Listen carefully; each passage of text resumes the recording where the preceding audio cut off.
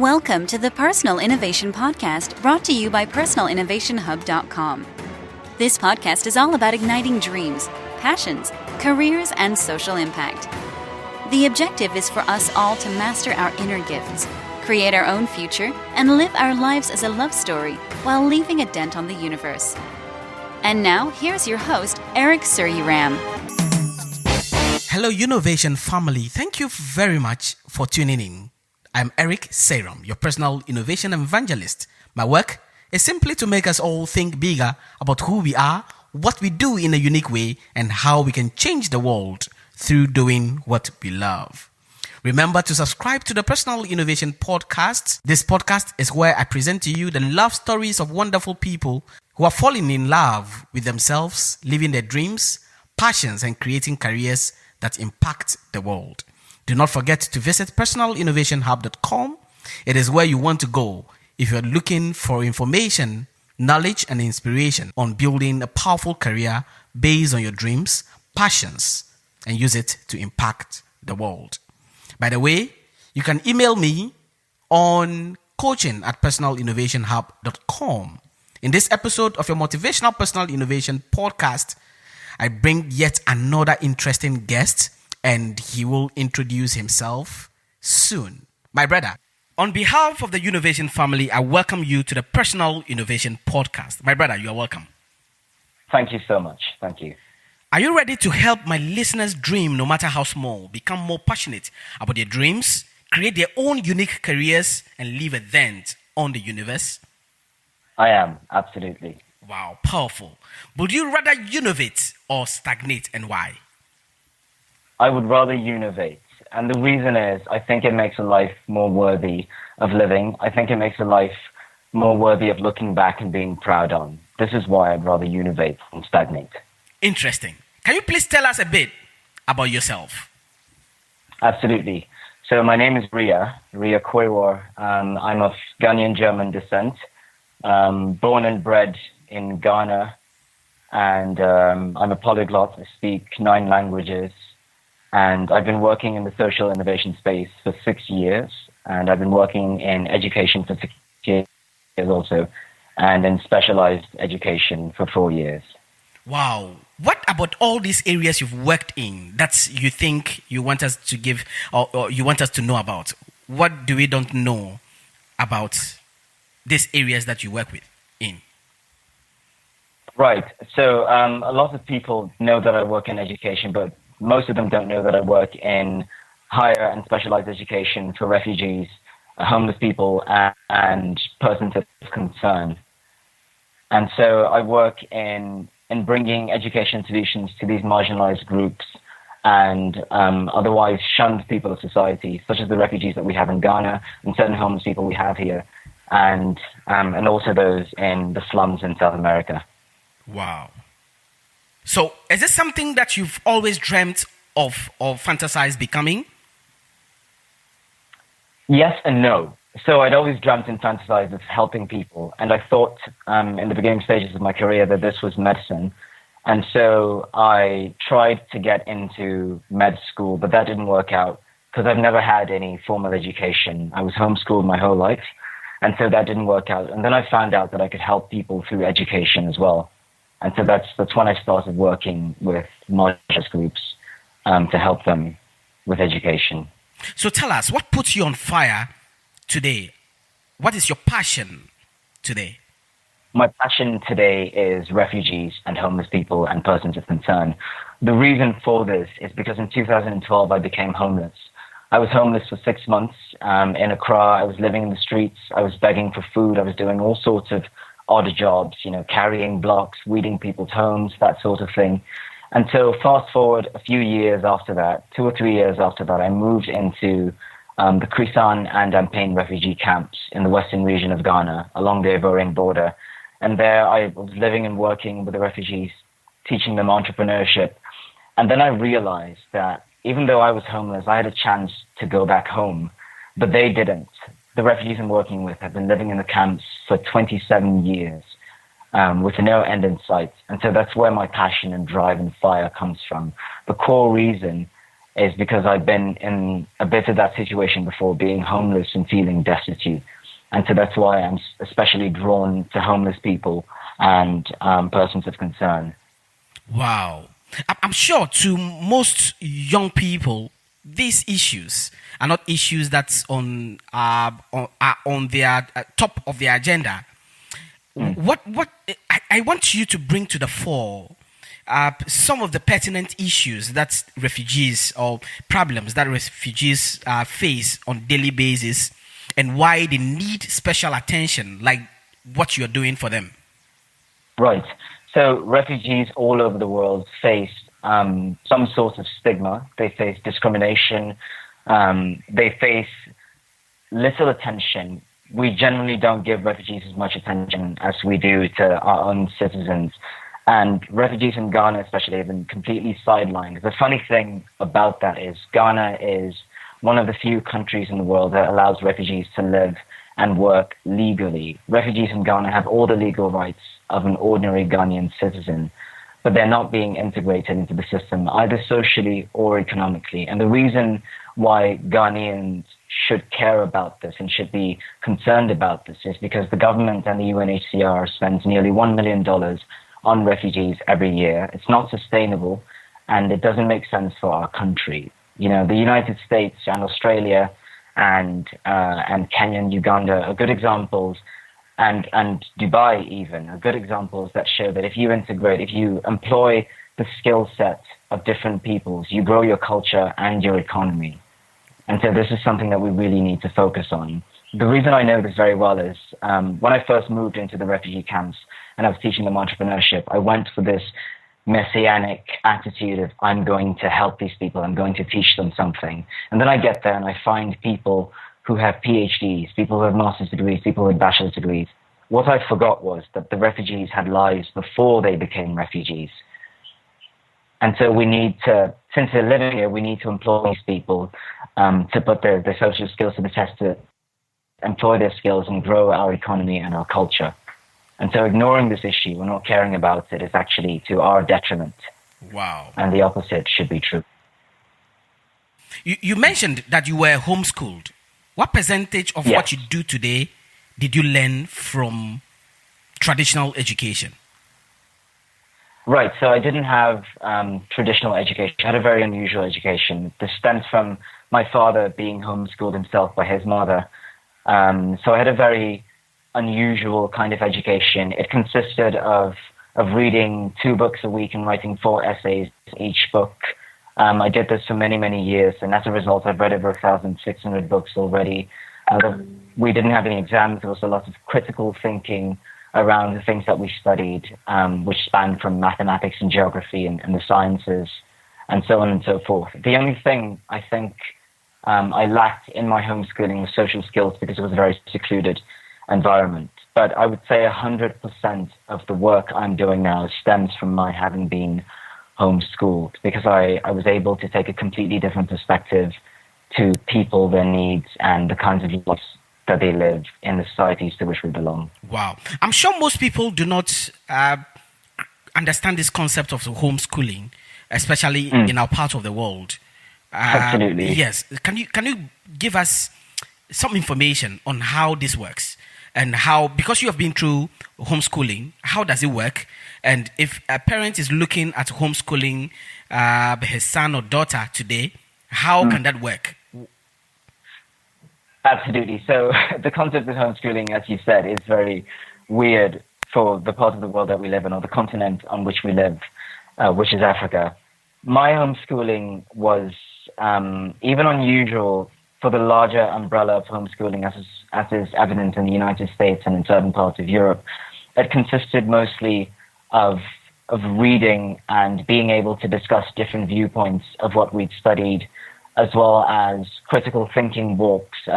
Typical thing would be my father would take us on a walk and we would discuss the environment and certain things about nature and how human beings related to nature, fed off it and contributed to it, and so on and so forth. So it circled around a lot of critical thinking.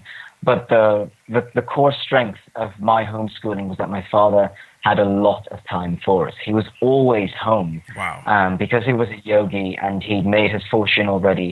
And so he didn't need to go out to work. He was doing a lot of private consulting for governments and so on and so forth. And so he had enough time for us. And so what I would say to persons who are thinking of homeschooling their children or people that they're taking care of is you need to have a lot of time for it. Otherwise, it's not going to work. It's not going to work. You know That's what? my opinion. I want us to do something right now. I would want you to give me some comparison. Let's compare homeschooling and Yes. The formal form of schooling, Right. the formal traditional form of schooling. How can you do a comparison for both sides? You know people who've done the institutionalized schooling. How will you compare the two? Well, I would say homeschooling, at least the kind of homeschooling that I've had, gives you a lot of fluidity and flexibility to work in different sectors and different markets. And so I've worked in so many different markets myself, and the reason is I've read and studied around so many subjects that I would not have been able to read and study about if I were in a formal education system in which my timetable and things that I was to study were clearly spelled out for me and needed to be followed to the letter. And so I think what it gives me personally was what it gave me rather was a lot of freedom to learn things that were pertinent to my continent and the areas which I wanted to work in.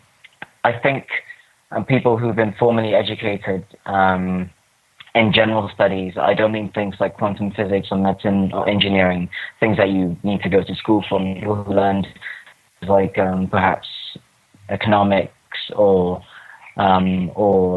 business development or things like that. I think it imprisons them because there's a lot of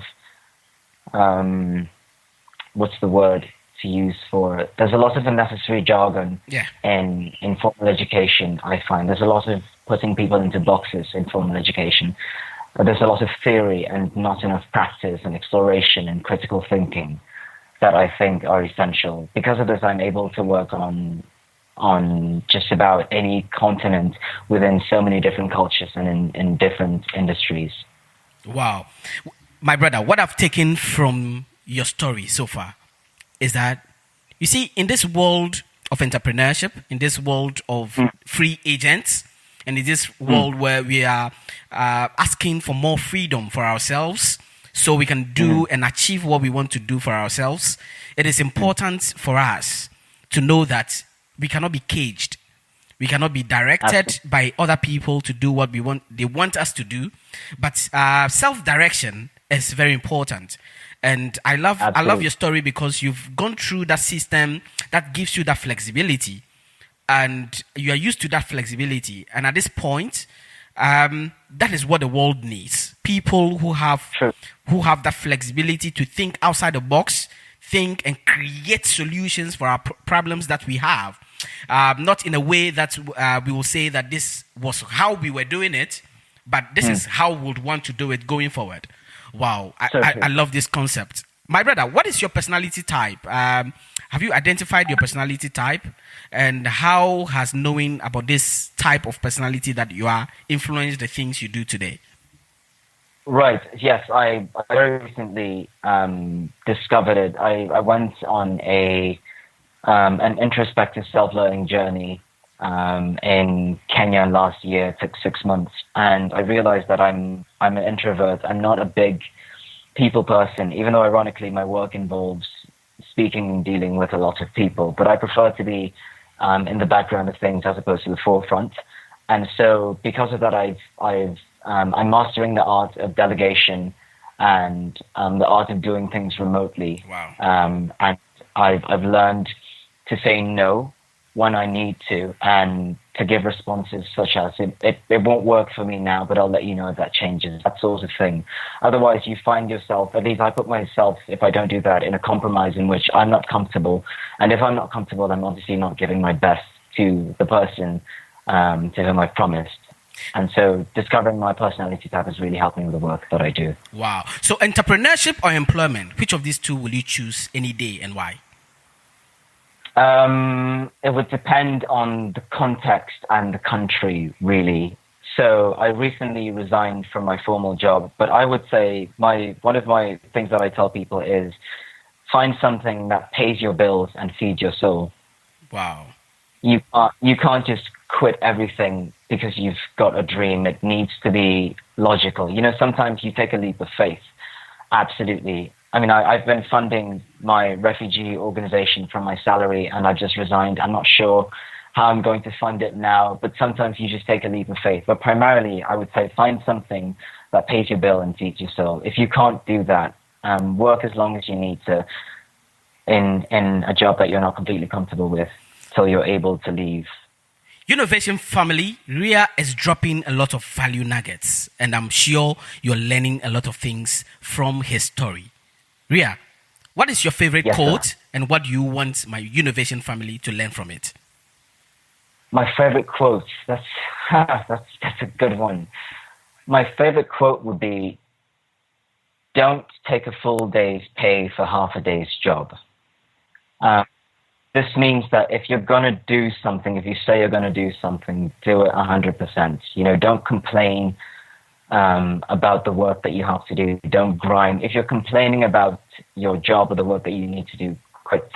It's not fair to your character or the person you're working for or with if you're only putting in half your effort. It's not fair. So if you know you're not going to go full thrust, do yourself a favor, do the other person a favor, quit. Don't take a full day's pay for half a day's job. It's just a very, very bad show of character. And it's just wrong, I think. Yeah. Younovation family, are you putting in your all, or you're just complaining? Are you putting in your all? Are you doing your part? Are you playing your part in creating this world that you dream of? Or you're just complaining about how the systems are not working? Rya, what will you say is your career today? Do you think it is a bad fit job? Is it a dream job? Or will you say it is your bridge job? So I wouldn't actually even say it's my job. I feel this is my work.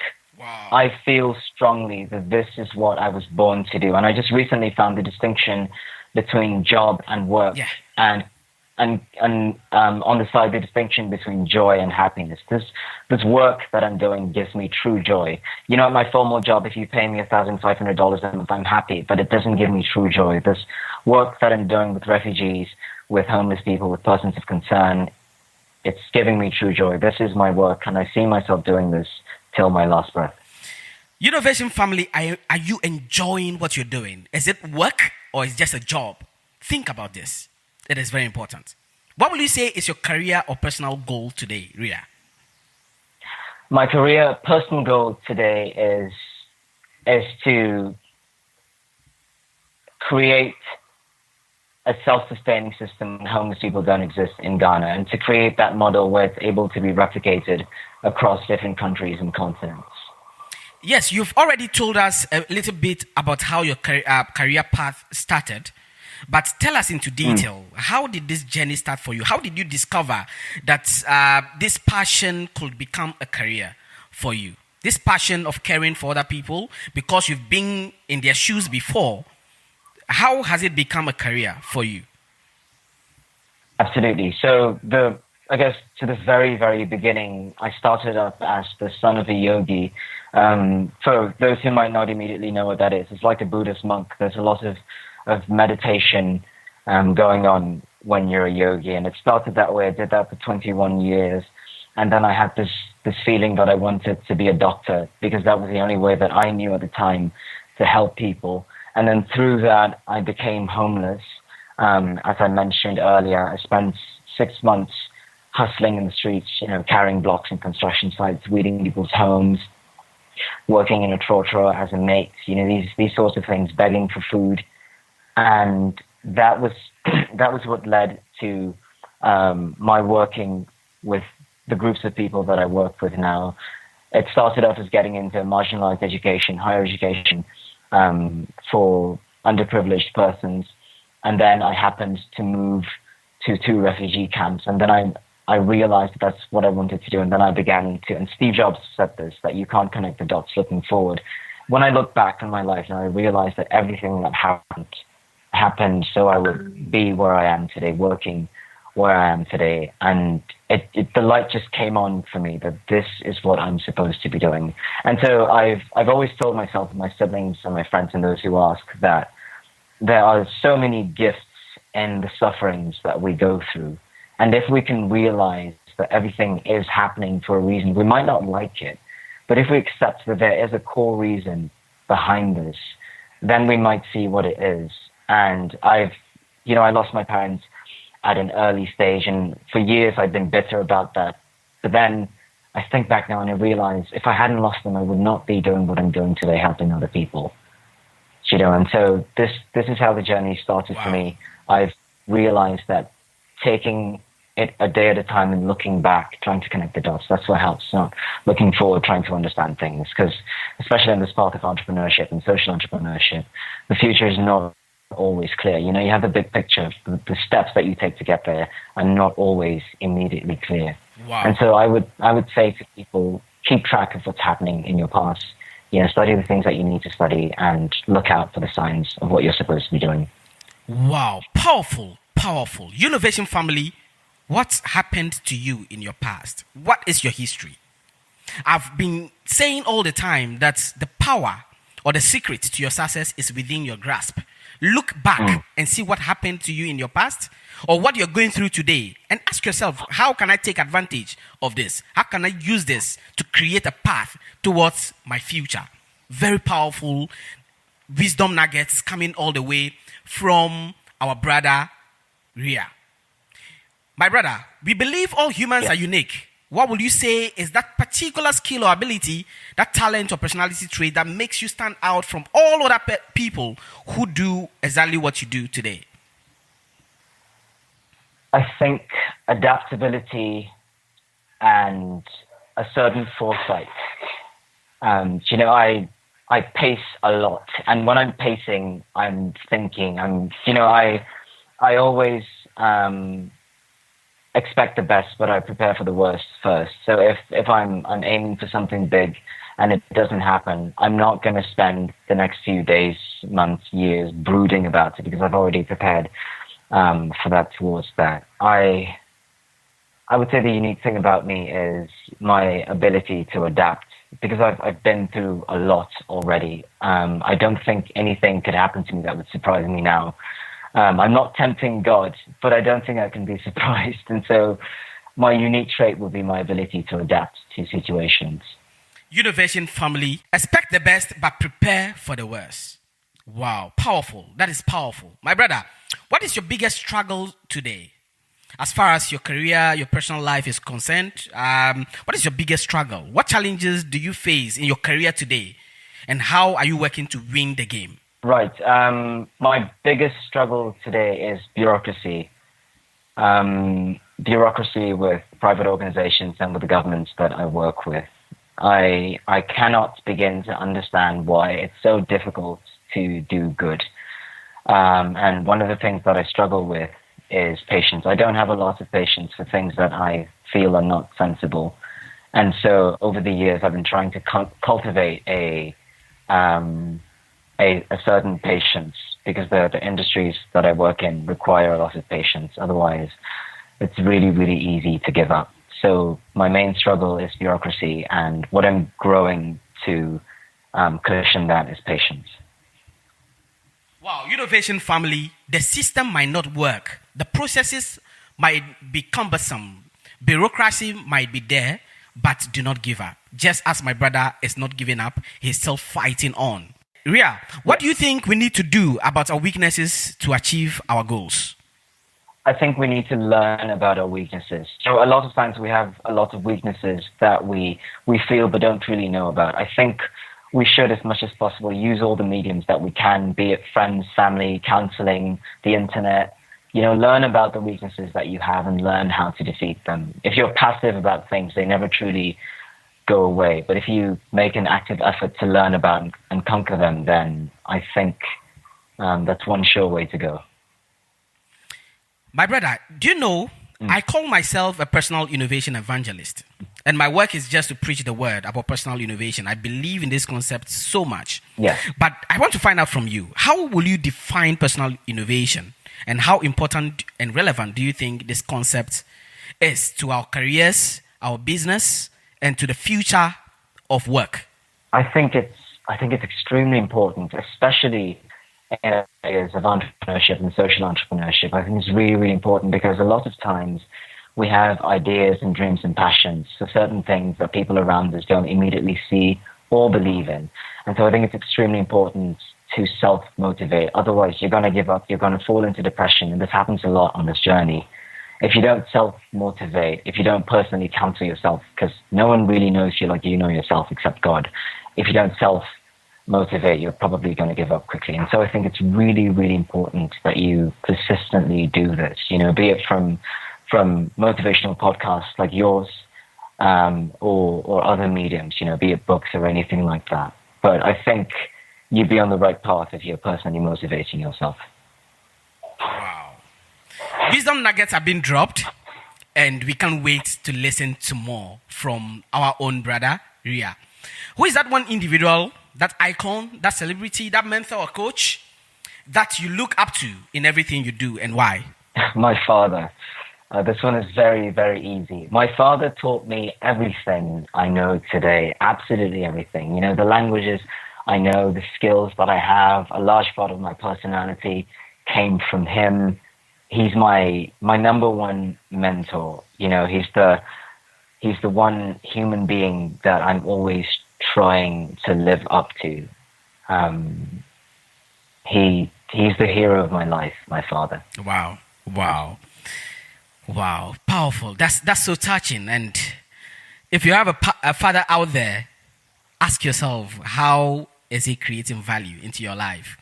Do you think that you are a brand today? Do you believe you can become a brand that will drive emotions, loyalty, credibility, and return on investment, and even be remembered, even when you're no more? Yes and no. So the ultimate goal is not to become a brand, because I have this personal belief that if you say you're doing social work, or if you say you're doing good, or if you say you're helping a community or a people, and you want publicity for that, then it becomes slightly tainted or fake. And so I never immediately do anything to become a brand. That's happening organically within the circles that I work in. But I'm working with the hope that my work continues on itself without me. I don't want to be directly associated with my work. I want my work to be a standalone thing that people see and want to be a part of for the work and not because of me. Because if that happens, if one day I leave or I die tragically tomorrow morning, then that work dies off because the brand is gone. Do you see? And so I'm trying to create the brand or the name on itself, independent of who I am. Wow, Innovation family, this is powerful.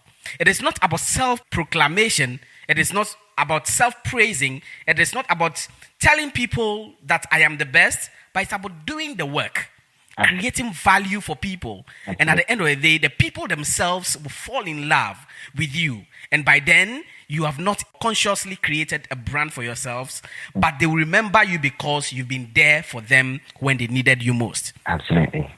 I love this.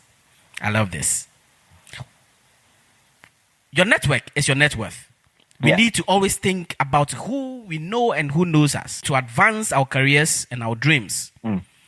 My brother, how do you go about networking with people necessary to achieve your dreams? So if I really need a certain person, I understand that people are busy, especially the people up there, like the Patrick Awards of Ashata University, the Colin Elwies of World Leader, and so on and so forth. I understand that these are generally busy people, and if I really need someone, I make sure that the need is clearly spelled out. I don't approach them mumbling or fumbling with what to talk about. I already have a plan as to what I need and why and when. And if I can't reach you personally, I'm going to email you until I get you. And so I have the strategy where I understand people are busy. So I have a strategy where I can email you for up to 6 months, just trying to get your attention. Then I send the final email saying, I won't email you again, but I still would like to talk to you. If you change your mind, please contact me. And people are human beings, right? They feel bad sometimes and they email you back, or other times they don't.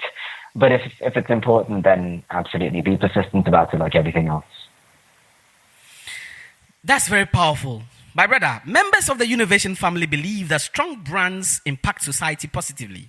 And that is why they are remembered even when they are no more. Tell us about what you do today or what you're planning to do. You've already started telling us, but tell us into detail what you're doing to leave a dent on the universe. Absolutely. So as you know, the refugee crisis is huge now. You know, there's more than we can count, and it's getting worse and worse and worse. And countries are closing their borders and putting up sanctions and decrees and so on and so forth. What I'm doing today into detail is helping refugees and persons of concern get out of the situations that they're in and into societies economically and culturally. I'm doing this through providing, with regards to the refugees in the Krisan and Ampane camps in the western region of Ghana, I'm providing them with English courseware from Lancaster University. And after they go through that, which is typically 6 months after they go through that, I'm giving them transferable skills with our partner organizations. Also, just trying to get them into our society and economy. In South America, we're working with the homeless people in the favelas. That's what the slums of Brazil are called. And we're teaching them computer literacy skills and Portuguese and English so they can contribute to the societies that they live in. So that's specifically what Rio is doing. And that's how I'm working to leave a dent on the universe. Powerful. In the new world of career, in the new world of business and entrepreneurship, continuous learning is key. Absolutely. What are you doing to make sure you stay educated, knowledgeable, and up to date as far as your area of expertise or your industry is concerned? Absolutely. That's a great question. So I study a lot. Despite what people may think, I'm always studying. I read 4 books a month, and typically 50 books a year. I read around so many other things. I'm reading articles and blogs and newsletters, all these things. I study a whole lot. It's really, really important, especially with the advent of things like the Fourth Industrial Revolution that the World Economic Forum has propounded. It's really important, as you said, to stay abreast with everything that's going on. And so to do that, I know the industries I'm working in, I know the industries I'm trying to get in, and I'm working on personal development also. And so I study a whole lot. Can you open your tools box for us, for my listeners? What tools, what books, what internet resource do you like and use that you'd like to recommend to my listeners? Right. So I would recommend Grit. I think the book is Grit by Carol Dweck. I would recommend the Bible above all other books. You know, the Bible has spiritual and very practical examples as to how to be a better person, how to help people, how to increase wealth and spirituality, and so on and so forth. I would recommend Influence. You know, there's lots of personal motivation books. It depends on finding the one that fits you. You know, people have lots of different personalities, and so it might not gel with a lot of things. But just go to a library, go to a bookshop, read around the things that gel well with you, and start reading on them. It can't hurt. You know, increasing knowledge cannot hurt.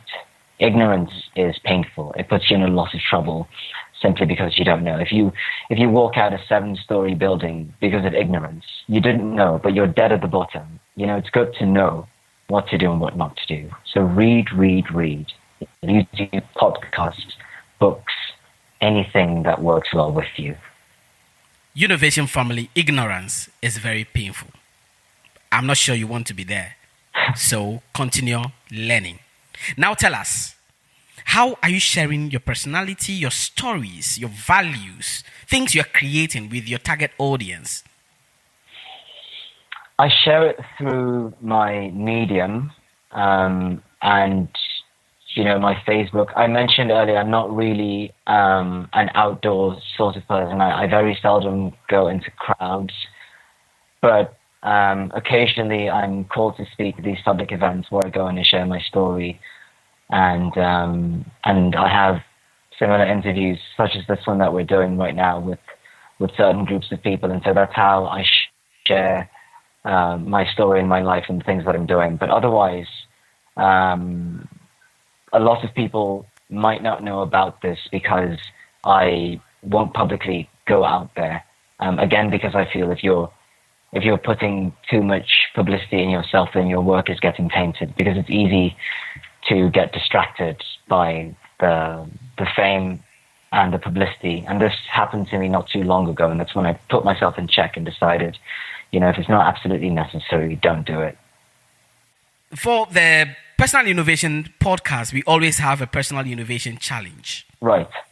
What passion project will you pursue in the next few months?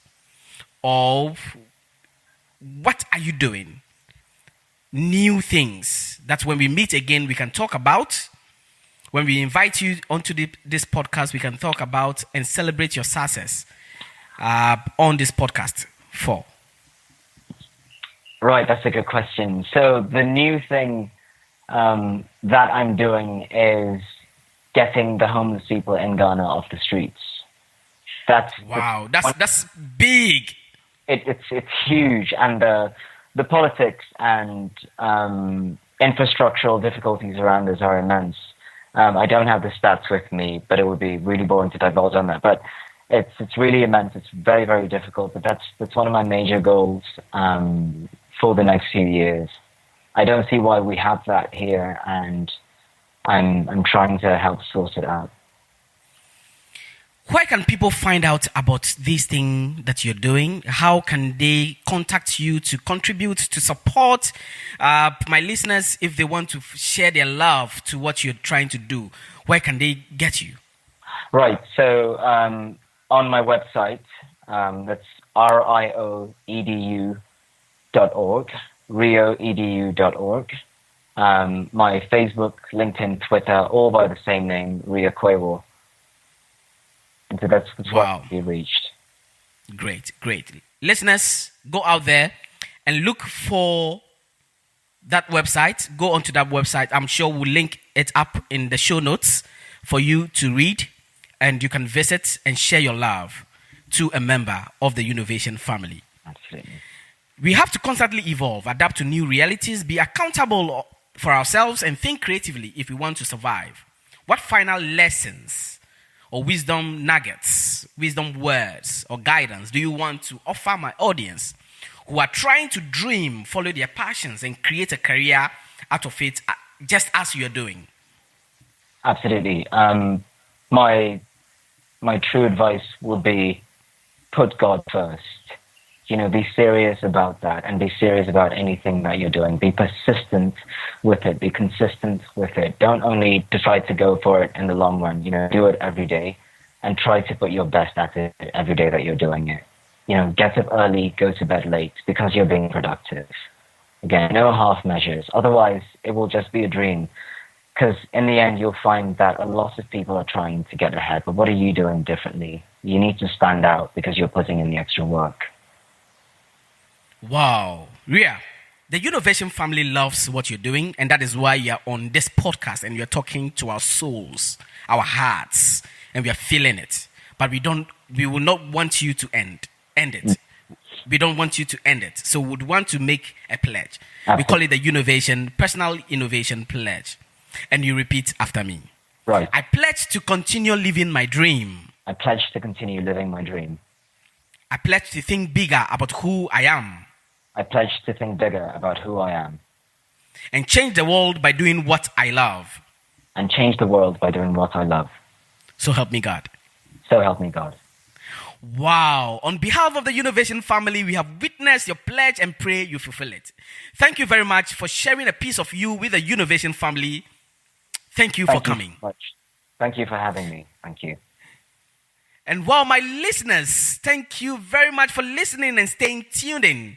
And I'm sure we'll meet in the next episode. Remember to subscribe because there's more to come. Follow Eric on Twitter at Sir Eric Suryram A and on Facebook, facebook.com/Personal Innovation Hub. Remember to rate and review the show. Share this with friends who need to hear.